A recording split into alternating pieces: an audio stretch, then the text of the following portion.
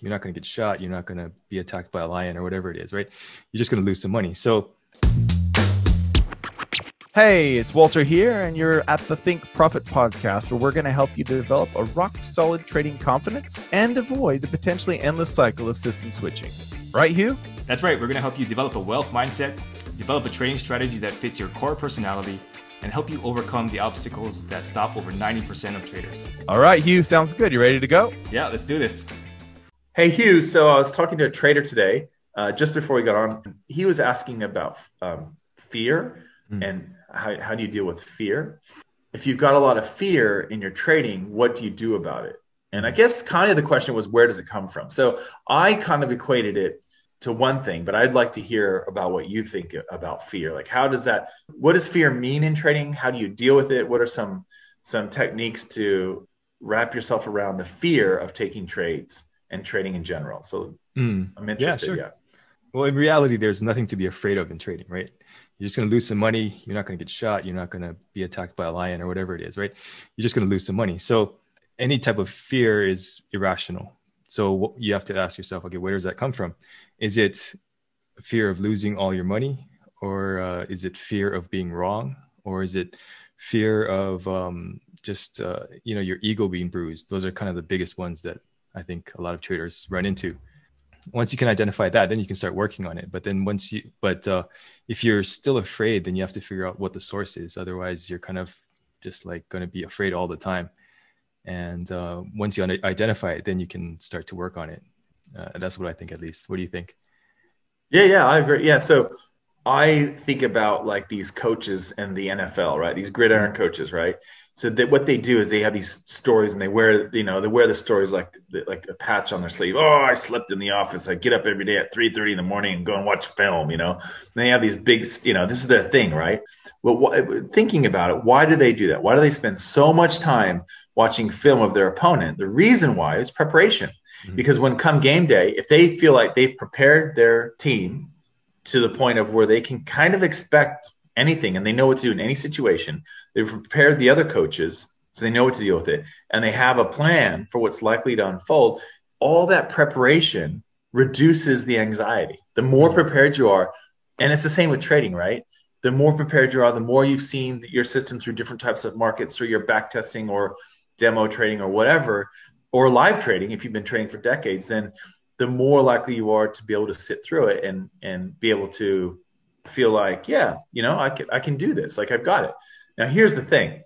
So fear comes from uncertainty. So I had this experience where I was surfing back home in California in December. I think it was the day before Christmas. Might have been Christmas Eve, right? And it was, rainy. The water was brown from all the dirt in the rivers rushing into and I was surfing this reef, and it was pretty big. The waves were pretty big. Got held down onto the reef, kelp everywhere, right? This thick Northern California nasty kelp. Held down onto the reef. It's black down there, and I couldn't get up, and the next wave came and held me down. Okay, so it's the dreaded 2-wave hold down, right? You don't want to have like multiple wave hold down because you start running out of air, you start panicking. And so finally I came up, and then I let the waves wash me in, and I was kind of shaken.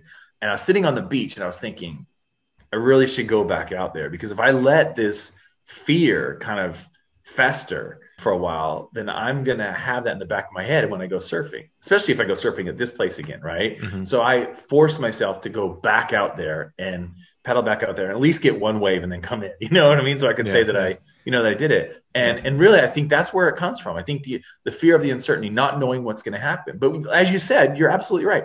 What's going to happen in trading? You're going to lose some money, you're going to make some money, or it ain't nothing going to happen, and you ain't going to lose money or make money. That's it. That's it. Now, might you get gapped? Might the market move fast and get you out beyond where your stop loss was, and you lose a little bit more than you were expecting? Absolutely. But the same thing, if you use like a trailing exit or something, the same thing can happen. You get more than you expected if you allow that for yourself at the other end. So to me, I think this idea of being fearful, it can come from a lack of preparation or a misunderstanding of the unknown. I mean, in a lot of ways, The unknown is what makes life so exciting. Imagine, Hugh, if you got up and every single day you knew what was going to happen. It was Groundhog Day, right? Like that Groundhog Day movie with Bill Murray. So every day you have the same thing for breakfast. The people say the same things. You go to work, the same things happen. That would be so boring. So being alive means embracing uncertainty. And being a trader means getting paid for embracing uncertainty. You don't go and exchange your 10 hours in the day for a pile of money at the end of the month like most people do.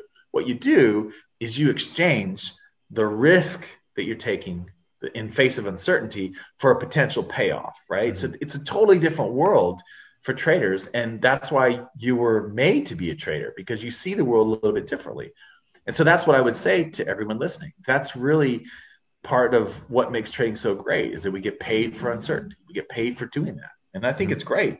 If, however, that really scares you and you don't like the uncertainty, then maybe trading's not for you. Maybe you need to exchange time for money, or find out, or sell widgets, or whatever you can do to make money, because that's really the heart of what trading is. Yeah. Yeah, it's totally not for everybody. And I think you bring up a good point about facing your fear again, because I actually have the opposite experience that you had. So I went to the North Shore after being on the mainland for a while, and you have to get used to those waves, right? And I got drilled like right in the middle of my back, came out like throwing up, all this kind of stuff. So I never went back there. But like you said, in reality, I probably should have gone maybe like the next week and then just face that again, so that I, didn't have that issue. But I think it's the same thing in trading, right? You maybe have a bad week or whatever, then you just get back up on the horse. Maybe you do a demo account or something, but just get back in there and not be afraid just because of that one experience. Yeah. I mean, I agree. I mean, you just don't want it to control you, right? You don't want it to dictate your life. And in trading, that's really important. Like, I don't really think of it this way anymore, but sometimes traders will get they want to get back at a currency pair. Like, the USD CAD really got me last week, so I'm going to get my, fill or whatever. I guess I used to actually think that way. I don't even remember where the last loss was from anymore. I don't even care. I just think of it as a roll of the dice, right? Mm-hmm. But I used to think that way, and I used to be, all right, Looney, I'm going to get you, let's see what we can do to the Looney today, because the Looney stole a bunch of money from me last week. So it's revenge trading, isn't it? I mean, that's not very productive. Yeah. Or the bigger issue is I won't not trade the US yen just because I lost a bunch of money. And I think that's going to hurt you in the long run. Hey there, I hope you're finding this episode useful. I just wanted to let you know that Walter and I give away something valuable every month that helps traders improve their skills. You can enter to win by simply leaving an iTunes review and leaving a comment on our YouTube videos. At the end of each month, we'll look at the comments and reviews from the month, and we'll pick a winner at random. Each comment and each review counts for one entry during the month that it's submitted. So if you're interested in that, be sure to enter after this podcast is over. All right, back to the episode. Yeah. It's like saying I'm never going to talk to a girl with blonde hair because the last girl with blonde hair slapped me or whatever. You know what I mean? Like, what? Exactly. Like that's doesn't make sense. Yeah, exactly. Yeah. Cool. Cool. Thanks, Walter. See ya. All information in this podcast is for educational and informational purposes only and is not trading or investment advice.